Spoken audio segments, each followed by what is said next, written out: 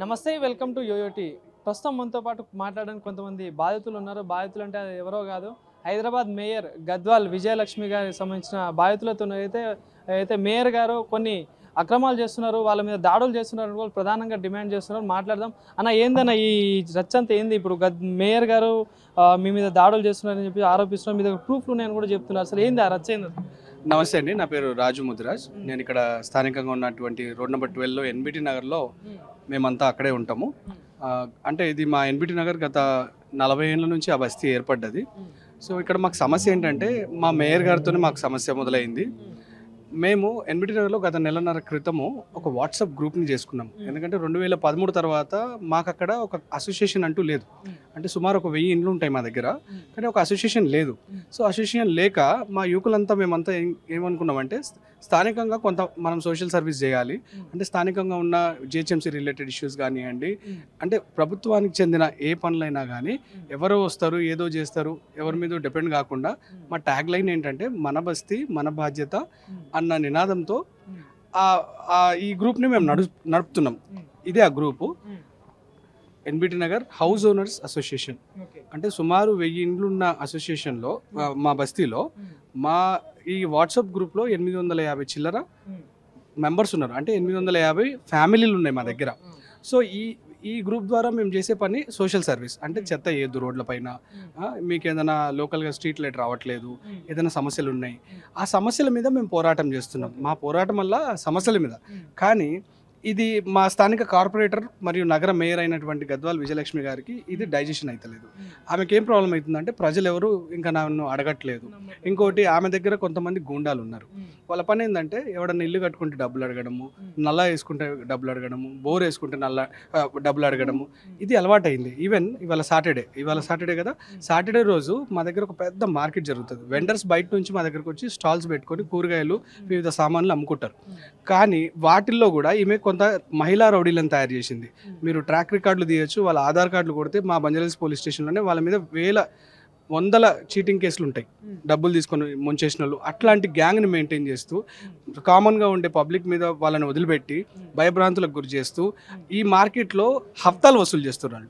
Every Saturday హఫ్తాలు దాదాపు 200-300 stalls అక్కడ పెడతారు. ప్రతి వారం ఆ హఫ్తాలు వసూలు చేస్తూ అక్కడున్న ఇండ్లు ఏవైతే ఉన్నాయో ఆ ఇంట్లో ఉన్న రెసిడెంట్స్ అందరికీ ఇన్కన్వీనియన్స్ అవుతుంది. ఇప్పుడు సపోజ్ మా ఏరియాలో ఏమైందంటే 2-3 ఆ పరిసరాల్లోనే డయాలసిస్ పేషెంట్స్ ఉన్నారు. ఎప్పుడన్నా అత్యవసరం అయ్యి ఏదైనా అంబులెన్స్ రావాలన్నా వచ్చే పరిస్థితి లేదు. ఏమనంటే ఈ గుండాలు, మహిళా గుండాలు. ఇప్పుడు మేము మగపిల్లలు ఎవరైనా పోయి అడిగినా కానీ వాళ్ళు మాకు భౌతిక దాడులకు దిగుతున్నారు. వాళ్ళు లేడీస్ అయిపోయారు, మేము మాట్లాడలేము. మేము ఇదే విషయంలో పోలీస్ స్టేషన్కి వెళ్ళి మా సర్కిల్ ఇన్స్పెక్టర్ గారు చెప్తే, బాబు ఇది నేను డబ్బులు కలెక్ట్ చేస్తున్నారు, ఇది లోకల్ ఇష్యూ కదా, నేను ఇన్వాల్వ్ గాను, ఇది జిహెచ్ఎంసీ కంప్లైంటే అంటారు. జిహెచ్ఎంసీకి వెళ్తే వాళ్ళు డబ్బులు వసూలు చేస్తే మేమేం చేయాలి, అది మీరు చెప్పుకోవాలని వాళ్ళు అంటారు. అంటే ఇటు పోలీసు వాళ్ళు స్పందించారు, జిహెచ్ఎంసీ స్పందించారు. దీన్ని బట్టి మాకేమర్థమైందంటే మేయర్ గారు అధికార పార్టీలోకి వెళ్ళగానే ఆమె అధికార పార్టీలో ఉంది కాబట్టి మా సమస్యలు కానీ మా కంప్లైంట్ కానీ తీసుకోవట్లేదు. రీసెంట్గా ఏం జరిగిందంటే మొన్న 15 ఆగస్టు రోజు 15th ఆగస్టు రోజు మేము అసోసియేషన్ నుంచి ఒక జెండా పెట్టుకోవాలని మేము ప్లాన్ చేసుకున్నాం. ఎక్కడ మా ఎన్బిటి నగర్లో ఉన్న గవర్నమెంట్ స్కూల్ దగ్గర. అక్కడ ఇదివరకు ఏమవుతుందంటే ఇల్లీగల్గా పార్కింగ్ చేసేవాళ్ళు, కార్లు పార్కింగ్ చేసేవాళ్ళు. ఎక్కడ వాళ్ళు మా స్థానికులు కాదు, ఎక్కడి నుంచో గోల్కొండ నుంచి ఎక్కడి నుంచో తెచ్చి ఆడ కార్లు పార్కింగ్ చేస్తే అక్కడ ఉన్న ఆ పార్కింగ్ వల్ల ఏమైంది, ఎక్కడన్నా పైన డ్రైనేజ్ ఏదైనా పొంగితే కింద మురుగునీళ్ళంతా వచ్చి చేరి అదంతా బురదగా ఉండేది. దోమలు ఎక్కువ అయ్యేవి, ఈగలు ఎక్కువ అయ్యేవి. దానివల్ల మలేరియాలు, డెంగ్యూ కేసులు మా దగ్గర ఉన్న కేసులు బంజారాహిల్స్ ఏరియాలో ఎక్కడ ఉండవు మీకు. అది మీరు మెడికల్ డిపార్ట్మెంట్ నుంచి కూడా రిపోర్ట్ తీసుకోవచ్చు. అది చేయడమే కాకుండా ఆ కార్ పార్క్ చేసి వెళ్ళిపోతారు కదా, ఆ ఓనర్స్ ఇక్కడ ఉండరు కదా, అక్కడ మాకు గంజాయి తాగే పిల్లలు ఎక్కువైపోయారు. ఆ పిల్లలు ఏం చేస్తారు, అద్దాలు బ్రేక్ చేసి దాంట్లో గంజాయి తాగుతూ అదొక అడ్డాలాగా అయిపోయింది. ఈ అడ్డాని మేము సమిష్టిగా, నేను ఒక్కనే కాదు, మేము సమిష్టిగా మా అన్నదమ్ములంతా కలిసి, మా రెసిడెంట్స్ అంతా కలిసి ఆ పార్కింగ్ తీపిచ్చేసి ఏసీపీ ట్రాఫిక్ గారిని తీసుకొచ్చి మా ఏరియా అంతా తిప్పి ఆయనని కాలినడకలు ఆయన తిప్పినాం. మొత్తం ఎక్కడెక్కడైతే ఇల్లీగల్ పార్కింగ్స్ అవుతున్నాయి, ఏవైతే ఇల్లీగల్ యాక్టివిటీస్ అవుతున్నాయి, డార్క్ ప్లేసెస్ ఉన్నాయని ఐడెంటిఫై చేసి, ఎక్కడైతే డార్క్ ప్లేసెస్ ఉన్నాయో ఖచ్చితంగా అక్కడ లైట్ ఉండేటట్టు చేసి ఇవన్నీ చేస్తూ ఉంటే మేయర్ గారి పిఏ దీనిలో ఇన్వాల్వ్ అయ్యి ఆయనకేమైందంటే ఆయన దుకాణం నడవట్లేదు. ఇప్పుడు గ్రూప్ ఏదైతే ఫామ్ అయింది కదా, ఈ గ్రూప్లో ఏమైంది 850 మంది ఉన్నాం. మీకు బెదిరించినట్టు కూడా ఉన్నాయని అంటున్నారు, మెసేజ్లు పెట్టి ఉన్నాయి, ఆమె థ్రెటన్ చేస్తూ మెసేజ్లు ఉన్నాయి. ఈ గ్రూప్లో కొంత నేను యాక్టివ్గా ఉంటున్నా అని చెప్పేసి, ఇదంతా మూల కారకం రాజు ఉన్నాడు, ఇంకొంతమంది మా ఫ్రెండ్స్ ఉన్నారని చెప్పేసి పర్సనల్గా కూడా మమ్మల్ని థ్రెట్ చేయడమే కాకుండా పర్సనల్గా నాకు మెసేజ్ పంపించింది. మీకు ఆ స్క్రీన్ షాట్స్ కూడా ఇస్తాను నేను. నువ్వు గ్రూప్లో యాక్టివ్గా ఉన్నావు కదా, నీ ఇల్లు కూల్చేస్తా అంటది. ఇప్పుడు మా స్లమ్ నోటిఫైడ్ స్లమ్ మాది. ఇప్పుడు నేను వచ్చి అది కొనుక్కొని నేను లేఅవుట్ చేసి కొనుక్కున్నది కాదు, అది నోటిఫైడ్ స్లమ్. కొంతమందికి పట్టాలు ఇచ్చారు, తర్వాత వివిధ స్కీముల ద్వారా లాస్ట్ బీఆర్ఎస్ గవర్నమెంట్ ఉన్నప్పుడు కూడా 58, 59 జియో ద్వారా రెగ్యులరైజ్ అయిన ఇండ్లు అవి. వాటిలో మా దగ్గర ఉండేటివి 30 గజాలు, 60 గజాలు, 100 గజాలు లోపల ఇండ్లు ఉంటాయి. ఆ ఇండ్లకి ఎవరు పర్మిషన్ ఇస్తారు? మరి అట్లా పర్మిషన్ ఇవ్వాలంటే 3000 స్లమ్లు ఉన్నాయి ఇలా హైదరాబాద్లో. మరి ఈ మేయర్ గారు ఈ 3000 స్లమ్లలో ఉన్న ఇళ్ళన్నీ కులగొట్టి తర్వాత మా ఇంటి దాకా రావాలి కదా. ఇప్పుడు మా దగ్గర ఉన్న 100 గజాల్లో మా తండ్రులు కొనుక్కున్నారండి, మా తాతలు కొనుక్కున్నారు. అక్కడ కొనుక్కున్నారో ఏదో ప్రభుత్వం ఇచ్చిందో వాళ్ళ స్తోమతకు బట్టి అక్కడ ఇల్లు తీసుకున్నారు. 2 పిల్లలు ఉంటే ఆర్థికంగా ఇంత ఉద్యోగాలు చేసి ఇప్పుడు చదువుకున్న వాళ్ళు వస్తున్నారు కాబట్టి 2 ఫ్లోర్లు ఇల్లు కట్టుకున్నారు. అది ఇల్లీగల్ కన్స్ట్రక్షన్ అంటదా మీరు? కానీ మరి ఈమె గతంలో బీఆర్ఎస్ గవర్నమెంట్లో ఉంది కదా, మరి ఇప్పుడు కాంగ్రెస్కి వచ్చినప్పటి నుండి స్టార్ట్ అయిందా, గతంలో కూడా జరిగేటి? అంటే గతంలో కూడా జరిగేవి. అదే చెప్తున్నా కదా, ఆమె దగ్గర కొంతమంది వ్యక్తులు ఉన్నారండి. ఇప్పుడు ఎవరైతే పిఎన్గా పెట్టుకుందో ఆయన కూడా మా స్థానికుడే. మరి ఆయన ఇది ఆలోచించట్లేదు. ఒకవేళ మా వైపు చూపిస్తే 4000 ఆయన వైపు చూపిస్తున్నాయని అది అర్థం చేసుకోవట్లేదు. ఇప్పుడు మా ఒక్క ఇల్లు పైన చూపిస్తే ఆయనే కూడా ఇండ్లు ఉంటాయి కదా, ఆయనకు చుట్టాలు కూడా ఉంటాయి కదా. మరి అదే ఆలోచిస్తలేడు. మా మీద భౌతిక దాడులకి వీళ్ళు ప్లాన్ చేసి, అంటే నేను చెప్తున్నా కదా, 15th ఆగస్ట్ రోజు ఏదైతే మేము ఫ్లాగ్ పెడతామో అక్కడ ఎప్పుడు ఆమె పెట్టదు ఫ్లాగ్. గత 9 సంవత్సరాలుగా ఆమె పెట్టలే. ఈసారి ఫస్ట్ టైం మేము ఎక్కడ ఫ్లాగ్ పెడతామో అక్కడ పెట్టి అక్కడ అంతా ఆ యూనిటీని చెదరగొట్టి ఎంతసేపు ఆమెకి ఈ గ్రూప్ని పాడు చేయాలి, ఈ గ్రూప్లో ఏదో ఒక ఇష్యూ చేయాలని ఈ గ్రూప్లో ఆమెనే వచ్చింది, ఆమెనే ఎగ్జిట్ అయిపోయింది. వచ్చినంతసేపు ఎవరైనా గ్రీవియన్స్ చెప్తే ఎవరైనా ఇప్పుడు ప్రజలు స్వచ్ఛందంగా వచ్చి మేము పనులు చేస్తున్నామంటే ఆమె ఎంకరేజ్ చేయాలి. Being a first citizen of Hyderabad ఆమె ఎంకరేజ్ చేయాలి కదా. ఉల్టా మమ్మల్ని దూషిస్తూ ఎవడన్నా కంప్లైంట్ పెడితే నువ్వు అట్లా పెట్టినావు. ఇప్పుడు ఆమె అంత గ్రామాటికల్గా అయితే మేము రాయలేం కదా, బికాజ్ ఆమె యుఎస్ రిటర్న్, మేము కాదు కదా, మేము లోకల్ వాళ్ళము, ఏదో గవర్నమెంట్ బడుల్లో చదువుకున్నాము. ఎవరికైనా కలిసారన్న మరి దీనికి సంబంధించి అధికారులు?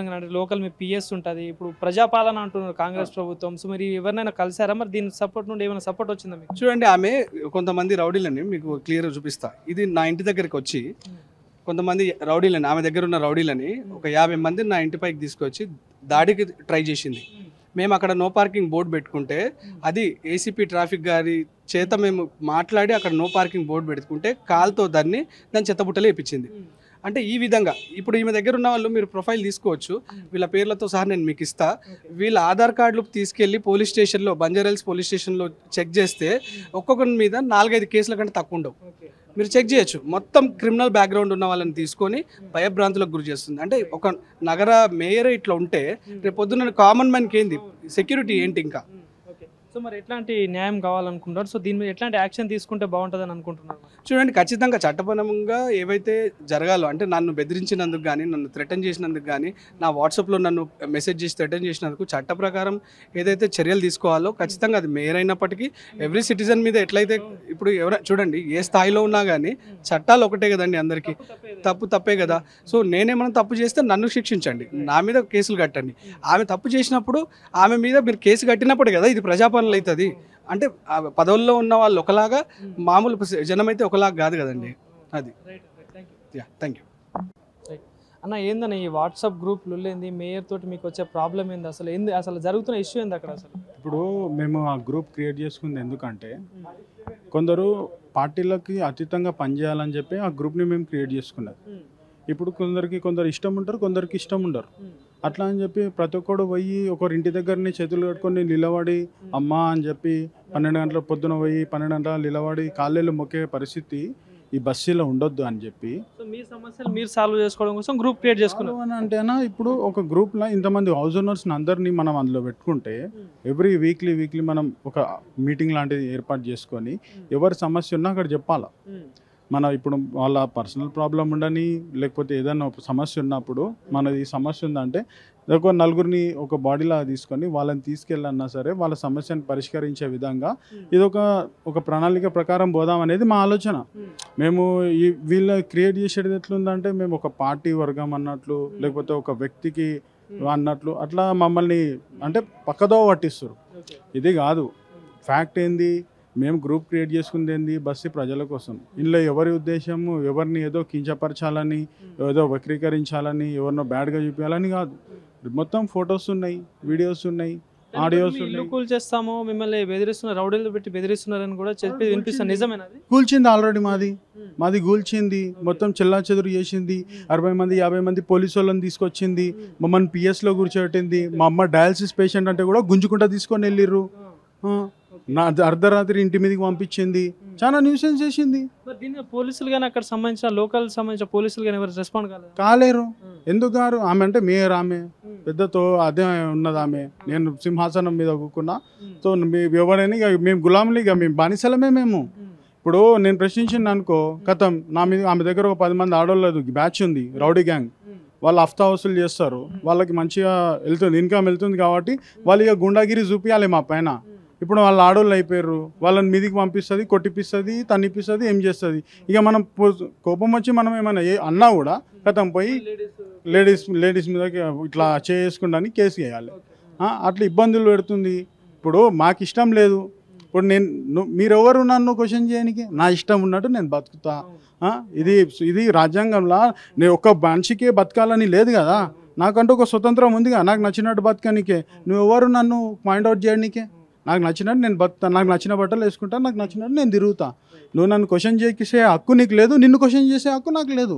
నువ్వు మెజిస్ట్రేట్ ఉండొచ్చు, కానీ నువ్వు ప్రజల కోసం నువ్వు పరిపాలించడానికి నువ్వు ఉండొచ్చేమో, కానీ మా సమస్య వచ్చినప్పుడు నువ్వు ఒక పెద్ద మనిషి ఉన్నప్పుడు నీ బాధ్యత ఎట్లుండాలంటే మాలాంటి వాళ్ళని. ఇప్పుడు నేను ఒక చిన్న మాట చెప్తా. ఇప్పుడు మేము గ్రూప్ క్రియేట్ చేసినాం, మంచో చెడ్డో సరే మేము చెడ్డే చేసినాం. ఒక గ్రూప్ని క్రియేట్ చేసి ఇంతమంది ఓనర్స్ని అందరినీ ఒక చోటుకు చేర్చినాం. నువ్వు డే 1 అందరినీ పిలిచి, నాన్న మీరు చేసే పని మంచిగా ఉంది, బాధ్యత తీసుకొని మీరు చేస్తున్న పని బాధ్యతగా తీసుకొని మంచిగా ఉంది, మీకు ఏ సమస్య ఉన్నా నేను ఇమీడియట్గా మీకు రెస్పాండ్ అవుతా, మీరు చేయండి, మీకు బ్యాక్ బోన్ నేనుంటా అని చెప్పి మీరు అంటే మీ వెనక్కి ఇంతమంది వచ్చేటోళ్ళు. కానీ నువ్వు మళ్ళీ వచ్చి రావడము, దూషించడము, అనడము ఎవరి ఇష్టం వాళ్ళది. ఇప్పుడు మీరు మంచిగా ఉంటే మీరు చెప్పే అవసరం లేదు, మేము ఆటోమేటిక్ వచ్చి మీ భజన చేస్తాం. మీరు ప్రతిసారి ఇట్లాంటి న్యాయం కావాలనుకున్నారు. సో మరి ఏం కోరుకుంటున్నారు? మేము ఒకటే అండి, మా ఎన్బిటి నగర్లో 1940 నుంచి ఇప్పటిదాకా కూడా ఒక కమిటీ అనేది లేదు. ఇప్పుడు మా పిల్లలని మేము ఒక స్కూల్లో జాయిన్ చేయాలంటే, ఒక పెద్ద స్కూల్ అన్నప్పుడు వాడు ఏమడుగుతుండు, మీ కమ్యూనిటీ నుంచి ఒక లెటర్ తీసుకురండి అంటుండు. మేము ఒక లెటర్ తీసుకోవాలంటే మా కమ్యూనిటీ లేదు, మేము ఎడికెళ్ళి తీసుకురావాలి, ఎవరి దగ్గరికి పోవాలి? ఎవరికి ఇష్టం వచ్చినాడు ఆమె పిఏ, ఇప్పుడు ఎవరైతే పిఏ ఉన్నాడో ఆ పిఏనే నేను NBT Nagar development committee president అని చెప్పి లెటర్ యాడ్ చేసుకొని ఏడవడితే ఆడ లెటర్లు ఇస్తుండు. ఏడవడితే ఉన్నది, నాతో ఎవిడెన్స్తో సహా ఉన్నది. ఎవరెవరినో ఏదో థర్డ్ పర్సన్ని తీసుకొచ్చి దానిపైన సైన్లు చేపిస్తాడు. సైన్లు చేపించి ఇగో దీని మీద యాక్షన్ తీసుకోండి, మేము బస్సు వెళ్ళమని అంటాడు. బస్సు ఎవడు ఉంటాడు అందులో? ఇవన్నీ ఎన్ని రోజులు ఇట్లాంటివి జరగొద్దు. ఒక కమిటీ అనేది కావాలి, ప్రజలకు అనేది సమిష్టి న్యాయం జరగాలి. ఎవరి దగ్గర పోవాలన్నా కూడా ప్రాపర్గా పని జరగాలని అంటే, ఇప్పుడు ఒక కమిటీ ఫామ్ అయితే అందులో 10 మంది పెద్ద మనుషులు ఉంటారు, యూత్ ఉంటారు, అందరూ ఆ మహిళలు ఉంటారు.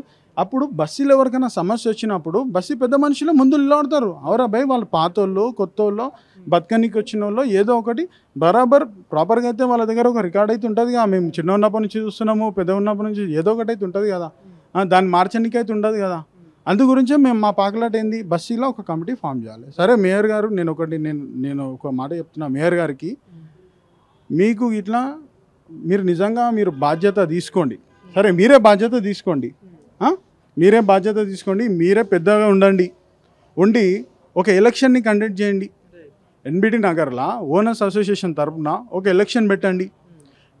ఇప్పుడు మీరు 2 గ్రూపులు అంటారు, మేము గ్రూప్ కాదు. ఎన్బిటి నగర్ అనేది ఒక కుటుంబం. ఆ కుటుంబంలో మేము సభ్యులం. మేము ఒక బాధ్యత తీసుకొని ఇప్పుడు నాకు పిల్లలు ఉన్నారు, నా పిల్లలు రేపు పెద్దగా అవుతారు. ఇప్పుడు రేపు నా పిల్లలు నన్ను అడుగుతారు, ఇంకమ్మ ఏమ్రా నాయన నువ్వు ఒక కమిటీ లెటర్ ఆడి తెలియకపోతున్నావు, పుట్టినా పెరిగినా ఇక్కడ బతికినా సచ్చినా అని పెద్ద నరుకుతావు అని అంటారు. అట్లాంటివి జరగొద్దని చెప్పి మేము ఇది చేస్తున్నాం. సో మీరు బాధ్యత తీసుకొని ఎలక్షన్ పెట్టండి.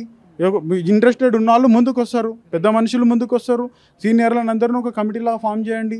ఎవరైతే ఇంట్రెస్టెడ్ ఉంటారో వాళ్ళు కంటెస్ట్ చేస్తారు. గెలిచినాక వాళ్ళని ముందుకు పెట్టి మీరు ఎట్లా చెప్తారో అట్లనే పని చేద్దాం.